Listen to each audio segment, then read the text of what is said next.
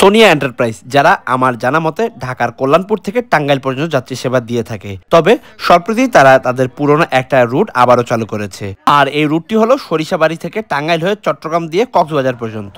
এই বাসগুলো কিন্তু লং রুটে চলাচল করবে। তবে এই বাসের মতো অন্যান্য ব্যানারে যেসব বাসগুলো লম্বা রুটে চলাচল করবে, সেই বাসগুলোর ইঞ্জিনের বেশ ভালো মেইনটেন্যান্সের প্রয়োজন। এছাড়াও ইঞ্জিনকে বেশ ভালো ঠান্ডা রাখা প্রয়োজন। ইঞ্জিনের মেইনটেন্যান্স এবং ঠান্ডা রাখার জন্য ইঞ্জিনে ভালো মানের লুব্রিকেন্ট অয়েল এবং কুলেন্ট ওয়াটার ইউজ করা উচিত।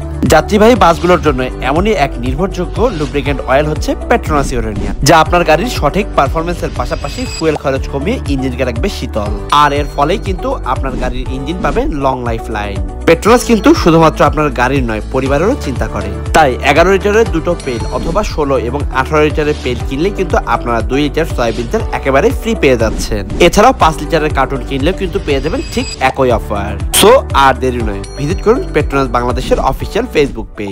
এই বাসগুলোতে যাত্রীদের সুবিধার্থে 2:2 ফরমেশনের 9টি সারিতে সর্বমোট 36টি আসনের ব্যবস্থা রয়েছে। আর বেশ ভালো লেগ স্পেসও রয়েছে। এই রুটে কিন্তু তারা হিনো একে 1G সিরিজের ইকোনমি ক্লাস এসি বাস দিয়ে যাত্রী সেবা দেবে। তবে যে বাসগুলোতে যাত্রী সেবা দেবে, এই বাসগুলোর রিপেইন্ট এবং বেশ কিছু কাজ করানোর পর বাসগুলোর লুক একেবারে প্যাকেট বাসের মতোই হয়েছে। এক্সটেরিয়র এবং ইন্টেরিয়র সবকিছু মিলিয়ে কিন্তু বাসগুলোর অবস্থা বেশ ভালোই। এখন দেখা যাক এই বাসগুলো লং রুটে কি পরিমাণ ভালো যাত্রী সেবা দিতে পারে। এই বাসের সিটের আনুমানিক ভাড়া হতে পারে 1500 থেকে 1700 টাকা পর্যন্ত।